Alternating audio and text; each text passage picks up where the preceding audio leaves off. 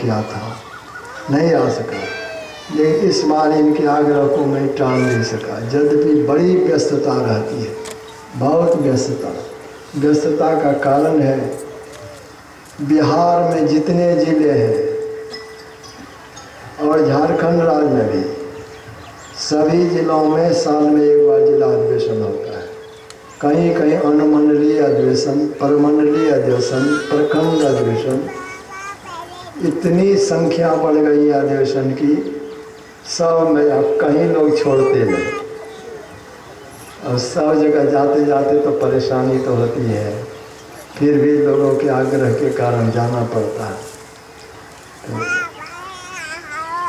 इस कारण गत वर्ष तो नहीं आ सका, लेकिन इस बार इनके आग्रह को टाल नहीं सका।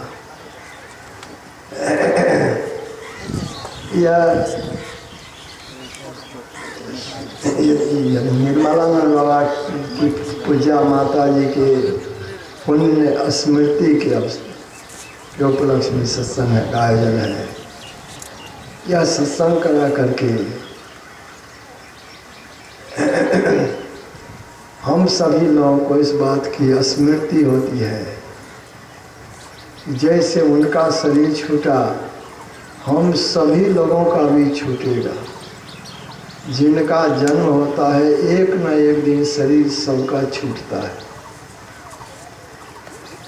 तो शरीर छूटेगा, हम कहाँ जाएंगे कोई नहीं जानते, कब शरीर छूटेगा सो भी नहीं जानते, शरीर छूटने के बाद हम कहाँ जाएंगे सो नहीं जानते।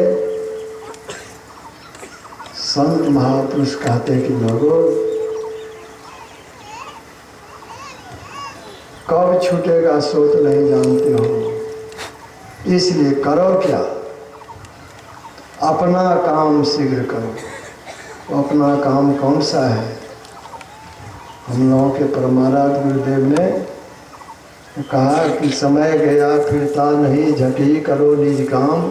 और निज का काम, अपना काम कौन सा है? अपना काम जो शरीर छूटने के बाद भी हमारे लिए कल्याणकारी हो। घर के काम काज को अपना काम नहीं कहा गया। घर में इस संसार में रहकर अपने घर के काम काजों को लोग जो करते हैं यह तो छूटने वाला है।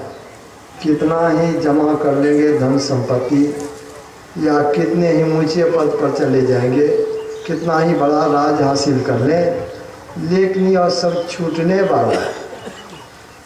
गोस्वामी तुलसीदास जी महाराज ने कहा, अरब खरब लो द्रव्य है उदय असलो राज, जो तुलसी निज मरण है तो आवे के काज। अरब खरब लो द्रव्य है, ये जीवन में बहुत संपत्ति अर्जित की, बहुत संपत्ति जमा कर ली, या बहुत बड़ा राज हासिल कर लिया, लेकिन शरीर तो छूटने वाला है। अब सोच लीजिए कौन ऐसा जिनका शरीर नहीं छूटेगा? जिनका जन्म हुआ है सबका एक न एक दिन शरीर छूटेगा ही। जो उगे सो अथवे, जामे सो मर जाए, जो चुनिए सो ढई परे, फूले सो फूला।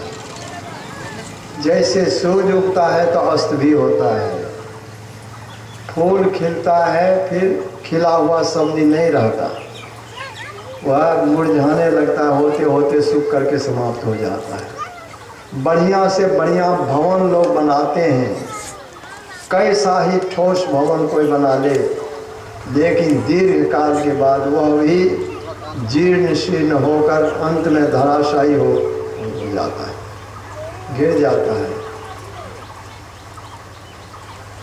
ये सब नष्ट होने वाला पदार्थ है। इसकी प्राप्ति अगर ये इसी को हम अपना काम मान लें, या अपना काम नहीं, काम अपना क्या है? हम जो जन्म जन्मांतर से बंदी बने हुए हैं, कैदी बने हुए हैं, अपने आप को कैद खाना से छुड़ा लें, मुक्त कर लें। कहेंगे कि हम कैदी कैसे हैं?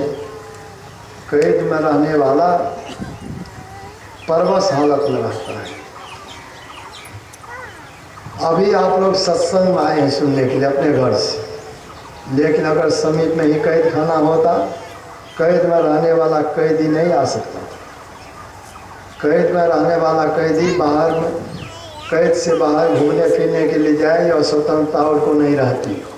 खेल तमाशा देखने के लिए जाए, सत्संग सुनने के लिए जाए, या अपने संबंधी के यहाँ कोई आयोजन है, शादी विवाह है, श्राद्ध कर्म है, उसमें वो सम्मिलित हो जाए, ऐसी स्वतंत्रता कैदी को नहीं रहती। कैदी कैद खाने में बंद रहता है। जिस तरह से कैदी कैद खाने में रहता है, उससे अपने आप निकल नहीं सकता, ठीक उसी तरह से हम लोगों का यह शरीर, जिस शरीर को कहते हैं कि मेरा शरीर है, कहते ही नहीं, इस शरीर को बढ़िया भोजन देते हैं, बढ़िया वस्त्र पहनाते हैं, बहुत आराम से रखना चाहते हैं, लेकिन इस शरीर से हम निकलने में समर्थ नहीं। निकलना तो कोई चाहते भी नहीं, लेकिन जब शरीर में रहने की अवधि समाप्त हो जाती है तब रह भी नहीं सकते। जैसे कैद में रहने वाला कैदी तो कैद में रहना नहीं चाहता, लेकिन अगर समय पूरा हो जाए, जेल में रहने की अवधि समाप्त हो जाए, तब अगर वह रहना चाहे, कैद में क्या रहने दिया जाएगा? अवधि समाप्त होने पर उसे रहने नहीं दिया जा सकता। अगर नहीं निकलना चाहेंगे तो सिपाही पीट करके निकाल दें। ठीक उसी तरह से इस शरीर में रहने की अवधि जब समाप्त हो जाती है, तब जीव इसमें रह नहीं पाता, निकलना पड़ता है। निकलना तो पड़ता है, लेकिन किस मार्ग होकर के निकला जाता है, इस मार्ग को लोग नहीं जानते। नहीं जानने के कारण अपने आप निकल नहीं पाते। तो समय पूरा हो जाने पर, इस शरीर में रहने की अवधि समाप्त हो जाने पर निकाला जाता है। निकालते कौन? जो धर्मात्मा होते हुए भी अपने नहीं निकल सकते, उनको निकाल करके ले जाने वाले होते हैं देवदूत। जो पापी होते हैं, अधर्मी होते हैं, उनको ले जाने वाले होते हैं जमदूत। देवदूत धर्मात्मा को चाहते हैं इसको आराम से ले जाए, लेकिन जमदूत को इसकी आवश्यकता नहीं कि हम इसको, पापी व्यक्ति को आराम से ले जाए, सो नहीं। लेकिन दोनों को इस शरीर एक ही मार्ग से निकलना पड़ता है। बाहर में जो 9 द्वार है, 9 द्वार, 2 आँख, 2 कान, 2 नाक का छिद्र, 6 हुआ, 1 मुंह, 7 मलमूत्र त्यागने का। तो यही 9 द्वार हम लोग के शरीर में है। ये 9 में से कोई भी द्वार जीव के आराम से निकलने का नहीं है। इस होकर के निकलने में बड़ा कष्ट होता है, इसी कारण कोई मरना नहीं चाहता। ठीक उसी तरह से जैसे 5 महला मकान है, नीचे में आग धधक रही है, कोई अपने मन से चाहेंगे उस मकान पर से ऊपर हम आग पर कूदें, या लोहे का कांटा है उस पर हम कूदें, अथवा बहुत पत्थर का बोल्डर है उस बोल्डर पर हम कूदें, कोई नहीं चाहेंगे। लेकिन अगर बदमाश आ करके उस पर पीटने लगे, ढकेले, तो क्या उपाय करें? तो कूदने पर, लेकिन वैसा होने पर आग धधक रही, उस पर गिरेंगे, जलेंगे।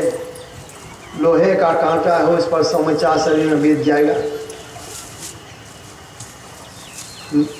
पत्थर के बोल्डर पर चूर चूर हो जाएंगे,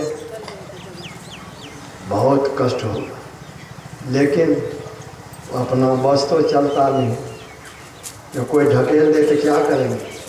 पीटने लगे, ठेलने लगे, कूदना पड़ेगा। ठीक उसी तरह से अंतिम समय में जब शरीर छूट, शरीर में रहने की अवधि समाप्त हो जाती है तो पापी व्यक्ति को जम की मार खा करके इसी 9 में से किसी एक द्वार होकर के निकलना पड़ता है। इस होकर के निकलने में कष्ट अवश्य ही पापी व्यक्ति को जम की मार खा करके। लेकिन धर्मात्मा होते हैं, जम की मार तो नहीं, देवदूत ले, लेकिन उसको भी, धर्मात्मा को भी इसी होकर के निकलना पड़ता है। इस होकर के निकलने में बड़ा कष्ट होता है, बहुत कष्ट।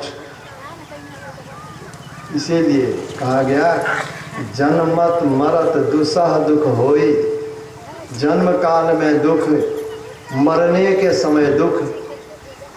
जन्म काल में क्यों कष्ट होता है? आप देखते हैं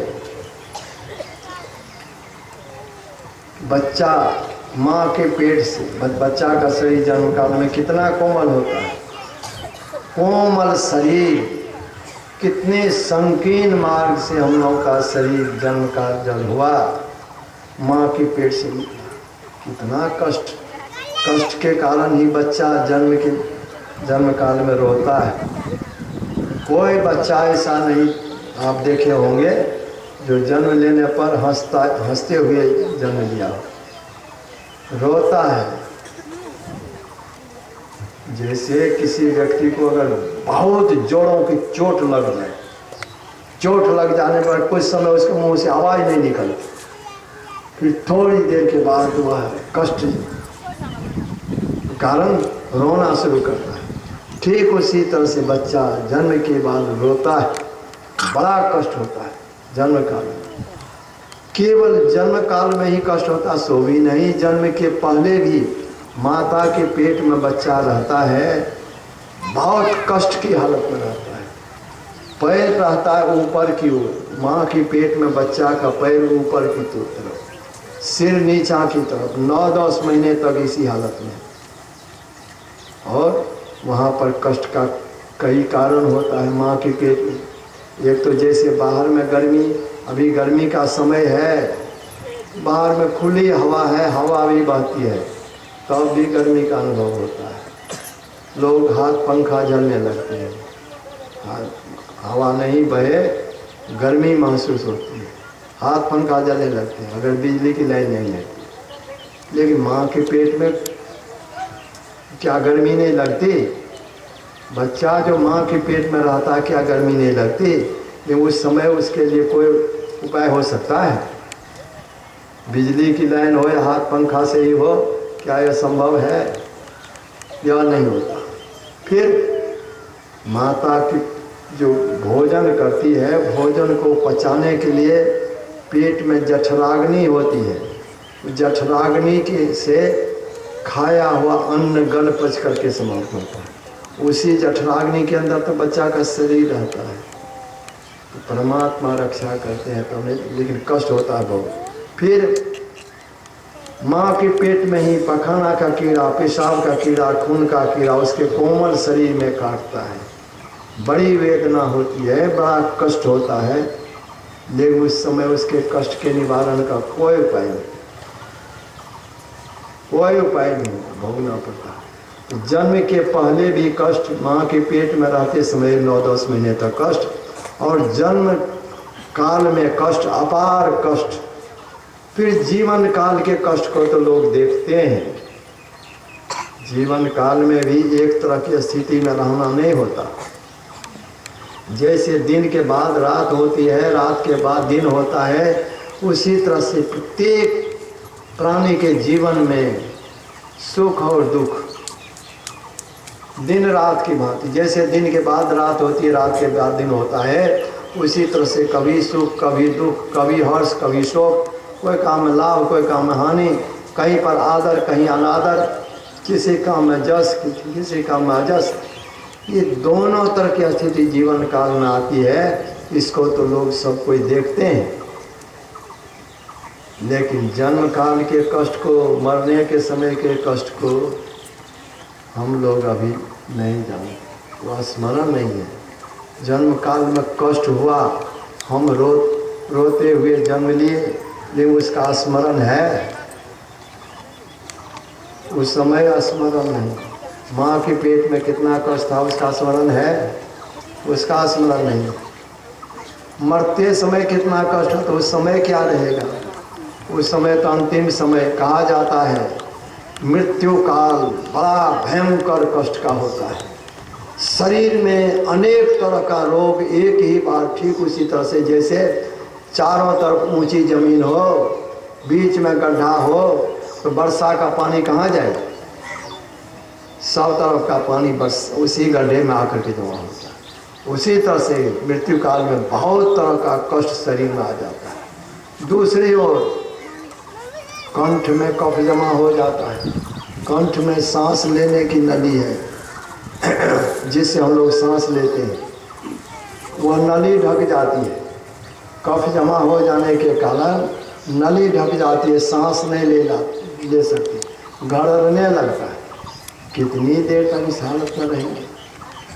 कोई आदमी किसी की मुंह और नाक को ज़बरदस्ती बंद कर दे, जीवित रहेगा, कुछ देर के बाद दम घूंट घूंट करके प्राण।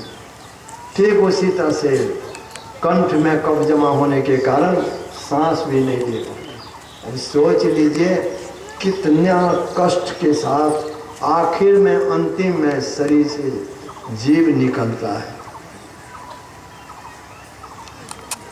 संत महापुरुष कहते हैं लोगों, इस तरह का कष्ट केवल एक ही बार नहीं, एक ही बार तुम्हारा जन्म नहीं हुआ है या एक ही बार शरीर छूटेगा इसी बार, सो नहीं, बहुत बार जन्म लिए हो, बहुत बार इस शरीर को त्यागे हो।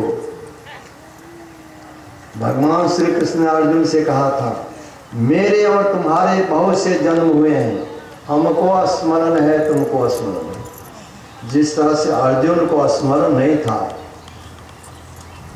भगवान श्री कृष्ण का स्मरण था, उसी तरह से हम लोगों को भी कम से कम एक जन्म पहले का भी स्मरण नहीं है।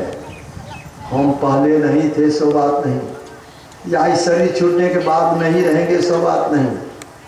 केवल शरीर से जीव निकलता है और शरीर में दूसरे शरीर में जाता है। जीव नहीं मरता, जीव का नाश नहीं होता। जैसे लोग कोई आदमी घर त्याग देते हैं तो कहते फलाने घर त्याग दिया, मतलब घर से निकल गए। भगवान बुद्ध घर त्याग, राज त्याग दिए, राजभवन से निकल गए।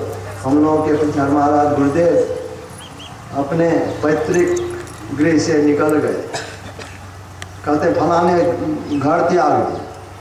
तो ठीक उसी तरह से जो शरीर से निकल जाते कहते फलाने शरीर त्याग दिया। तो शरीर त्याग देने पर क्या होता है, और उस शरीर को कितना ही हिफाजत से कोई रखे रह नहीं सकता। इसलिए अगर कुछ दिन रखना चाहेंगे गंध होना शुरू हो जाएगा, सड़ना शुरू हो जाएगा, और ऐसी स्थिति आ जाएगी उसके दुर्गंध के कारण घर में लोग रह नहीं सकेंगे। इस कारण उस शरीर का लोग, जिस शरीर से प्राण निकल जाता है उस शरीर का लोग दाह संस्कार कर देते हैं, शरीर को जला देते हैं। लेकिन शरीर जला देने पर शरीर में जो था वह नहीं जलता, वह नहीं जलता। जैसे कोई आदमी घर त्याग दिए, घर से निकल गए, और घर में आग लग जाए तो घर से जो निकल गए वो भी जल जाएंगे, वे तो नहीं जलेंगे, वे तो घर से निकल गए। ठीक उसी तरह से शरीर से जीव जब निकलता है तो शरीर का लोग दाह संस्कार कर देते हैं। शरीर नहीं मरता, इसका जीव नहीं मरता। और अगर जीव भी मर जाए, जल जाए, तो बाद में जो श्राद्ध कर्म करते हैं किनके लिए करते हैं? श्राद्ध कर्म तो बाद में ना होता है। कोई आदमी मर जाते हैं, शरीर त्याग देते हैं, तो पहले तो उनके शरीर का दाह संस्कार करते हैं, उसके बाद श्राद्ध कर्म होता है। तो श्राद्ध कर्म किनके लिए करते हैं? जब शरीर के साथ जीव भी मर जाए, जल जाए, तो किसके लिए करते हैं? श्राद्ध करने का क्या उद्देश्य है?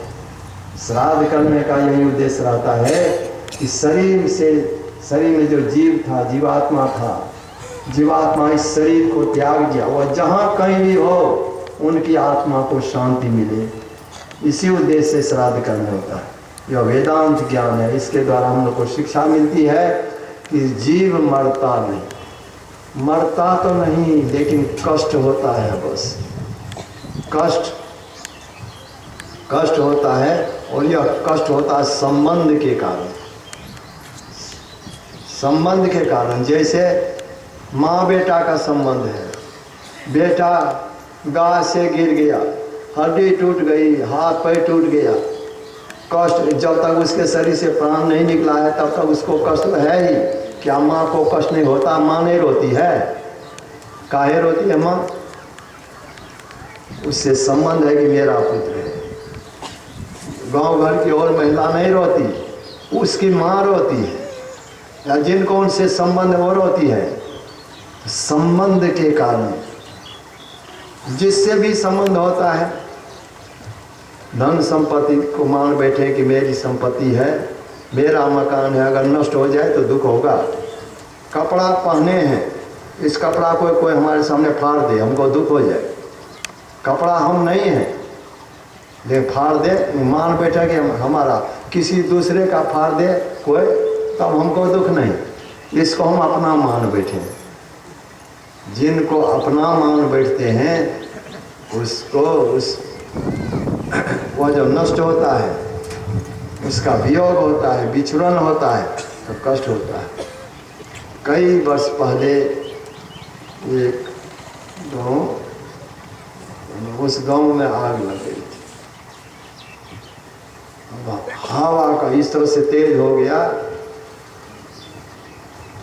घर सब समाप्त। एक वृद्ध व्यक्ति थे, उनके घर कुछ नहीं बचा। अब वो तो लगा कि मुर्दा हो गया जैसे। कहाँ रहेंगे, क्या खाएंगे, क्या पहनेंगे, कुछ नहीं। केवल शरीर पर जो कपड़ा था वही केवल वही बचा। रुपया पैसा कुछ नहीं। कितना कष्ट। लेकिन दूसरे गांव के लोगों को कष्ट हुआ होगा, जिनका घर जला उनको कष्ट। मान बैठा कि मेरा मकान है, मेरी संपत्ति ये सब जल गई, अनाज पानी सब बिल्कुल जल गया। तो इस जीव को इस शरीर से संबंध हो गया है। इस कारण इस शरीर में रहते हुए शरीर में कहीं दैहिक ताप, कभी दैविक ताप, कभी भौतिक ताप, ये त्रय ताप जो होता रहता है, इसके कारण हमें दुख का बोध होता है। इसी से जीव जब निकल जाता तब इस शरीर को लोग चिता पर चढ़ा देते हैं। अभी एक उंगली भी आग में कोई पकड़ करके दे, कष्ट होगा। जब जीव निकल जाता है तब चिता पर चढ़ा देते हैं, कुछ भी छटपटाहट होती है? नहीं होती। इससे संबंध छूट गया। लेकिन एक ही शरीर से निकलना होता है साधारण मृत्यु में। सब शरीरों से छूट जाए तब तो जीव बंधन में नहीं रहेगा। अभी एक शरीर छूटने पर भी जीव बंधन में रहता है, क्योंकि चार शरीर, सूक्ष्म, कारण, महाकारण और केवल, चार शरीर रह ही जाता है। संत महापुरुष कहते हैं कि लोगों, इन शरीर रूप जेल खाना से निकलने में समर्थ नहीं हो पाते हो, सब शरीरों से निकल नहीं पाते हो। यही कारण है कि तुम्हें जन्म लेना पड़ता है, अपनी स्वेच्छा से नहीं। जैसे कैद में कैदी कोई अपने मन से नहीं जाता, हाथ में हथकड़ी लगी रहती है, सिपाही खींचते हुए ले जा रहे हैं, नहीं जाना चाहते तो पीटते हैं, तब जेल जाना पड़ता है।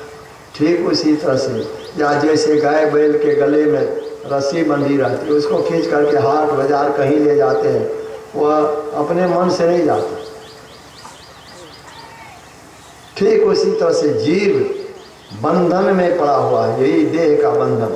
संत राधा स्वामी साहब ने कहा, बंधे तुम गाढ़े बंधन आन, पहला बंधन पड़ा देह का, दूसर त्रिया जान, तीसर बंधन पुत्र विचारो, चौथा नाती मान, नाती के कहूँ नाती होवे तब कहूँ कौन ठिकान, धन संपत्ति और हाट हवेली और बंधन क्या करूँ बखान, चौलर पचलर सतलर रसरी सब विधि तो लियो है बान, कैसे छूटन हो तुम्हारा?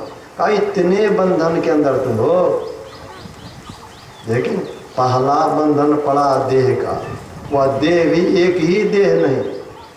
अगर एक ही देह रहे तो मृत्यु होती है, लोग मुक्त हो जाता है, लेकिन एक शरीर के छूटने पर भी वह बंधन में ही रहता है।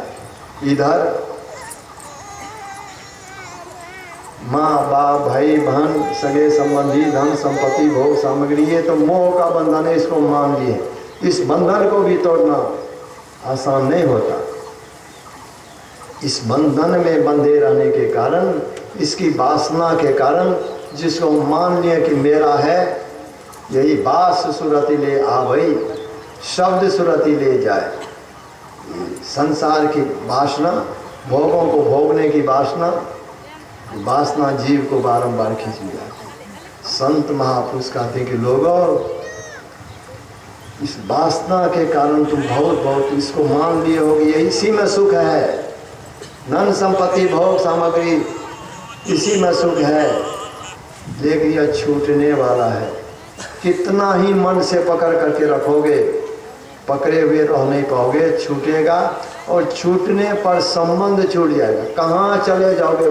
जिस मकान को, जिस संपत्ति को, जिस धन को, या पद प्रतिष्ठा, सगे संबंधी सब का विछड़न हो जाए। इसीलिए तो संत कबीर साहब ने कहा, मन तू क्यों भूला रे भाई, तेरी सुध बुध कहाँ हिराई। जैसे पंछी रैन बसेरा, बसें वृक्ष पे आई, भोर भय सब आपको जहाँ तहाँ उड़ी जाए। संत कबीर साहब अपने मन को समझाते हुए कहते हैं, मन तू क्यों भूला रे भाई। अरे क्यों भूले हुए हो? जैसे पंछी रैन बसेरा, सायंकाल जिस तरह से पक्षी वृक्ष पर, बहुत पक्षी आ जाता है एक ही गाछ पर, रात भर उस गाछ पर चिड़िया रहती है, लेकिन भोर होने पर भोर भय सब आपको जहाँ तहाँ उड़ी जाए।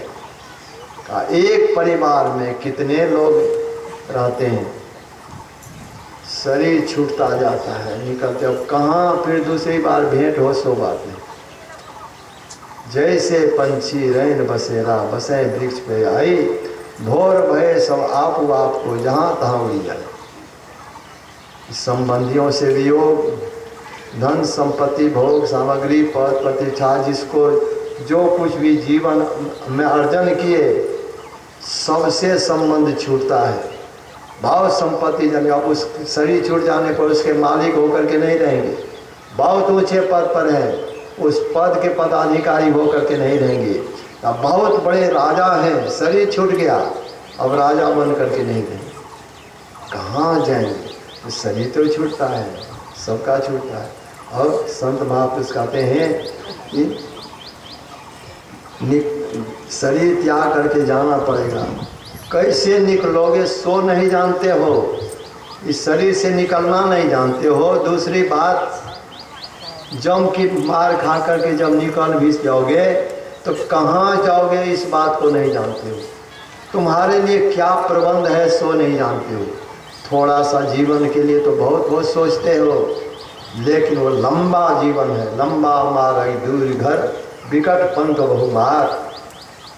उस लंबे जीवन के लिए, क्योंकि एक शरीर, मनुष्य शरीर छूटने के बाद 84 लाख किस्म के प्राणी हैं, सभी शरीरों में एक एक करके जाना पड़ता है। कब उससे छूट सकेंगे कोई ठिकाना नहीं, क्योंकि एक एक शरीर, कोई ऐसा जीव है जिसकी आयु बहुत लंबी होती है।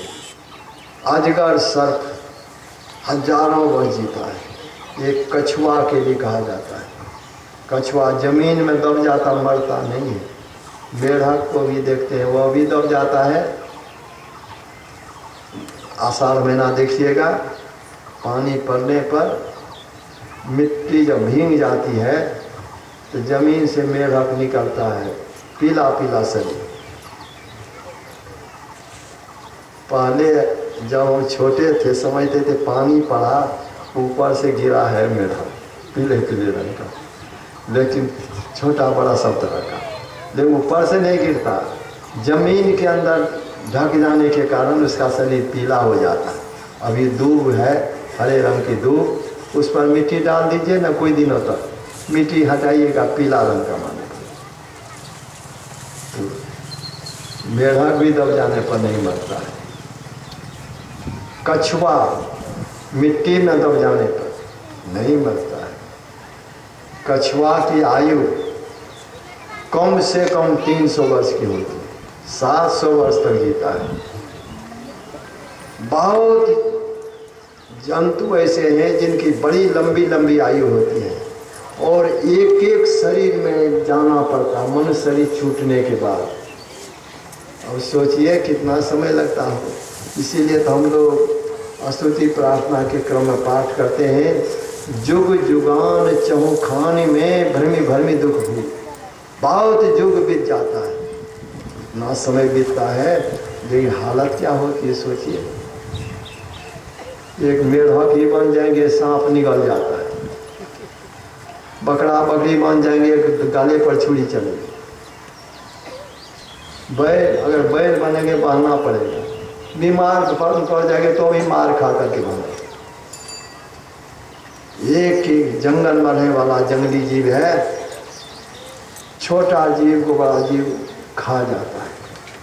उसके लिए कोई है न्यायालय है, उसके लिए कोई कोर्ट कचहरी नहीं।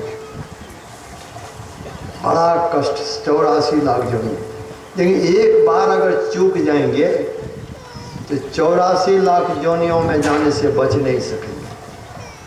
ये तो उसमें जाने से एक ही उपाय है। इस जीवन में अगर थोड़ा सा भी ध्यान भजन करेंगे तो यह संस्कार जाता है साथ। संस्कार अनेक तरह का होता है। ध्यान भजन भी कोई नहीं किए हैं, लेकिन थोड़ा सा धन के लिए, थोड़ी सी जमीन के लिए आपसे में लड़ रहे हैं, झगड़ रहे हैं, उठा पटक मारपीट लड़ाई झगड़ा मुकदमा बाजी, और होते होते शरीर छूट गया। धरती तो यहीं रह गई, संपत्ति यहीं रह गई। जीवन भर लड़ते रहे तो कौन सा संस्कार होगा? लड़ने झगड़ने का संस्कार, जो संस्कार जाता है साथ। अब जिस शरीर में जाएगा वो लड़ेगा। देखते हैं कुत्ता में लड़ता है बिना कारण का, भैंसा में लड़ता है, बिलार में लड़ता है। लड़ने का संस्कार है, जिस शरीर में जाएगा लड़ेगा। लेकिन ध्यान भजन इस जीवन में किए हैं, पवित्र जीवन बिता रहे हैं, सत्संग कर रहे हैं, ध्यान भजन कर रहे हैं, यह संस्कार भी जीव के साथ जाता है। यह संस्कार जीव को अन्य शरीर में जाने नहीं देता। अन्य शरीर में ध्यान भजन करने वाले अन्य शरीर में जाने से बच जाएंगे। नहीं तो जो नहीं करेंगे, 184 भरम के पांव पर अटके आए, अब की पासा ना परा फिर 84 जन्म। जो परमात्मा की भक्ति नहीं किए मनुष्य शरीर पा करके, तो 84 लाख योनियों में जाने से बच नहीं सकते, जाना पड़ेगा। संत महापुरुष कहते हैं कि लोगों, परम भक्ति साजोबाई की वाणी में है कि 84 भुक्ति घनी बहुत सही जम मार, भरम फिरे त्यों लोक में तव न मानी हार, मुक्ति की चाह न कीनी, हीरा दे ही पाए बोल माटी कह दी, मूर्ख नर समझे नहीं समझाया वो बार, चरणदास कैसा जिया सुमरो ना करता। 84 लाख जोनियों में बहुतों बार घूमे, बहुत जम की मार खानी पड़ी है। मार तो खानी पड़ती है इसलिए कि अपने आप जीव, किसी भी शरीर से अपने आप जीव निकल नहीं सकता, जम की मार खा करके ही निकलना पड़ता। इसीलिए कहा बहुत सही जम मार। इतना कष्ट सहे।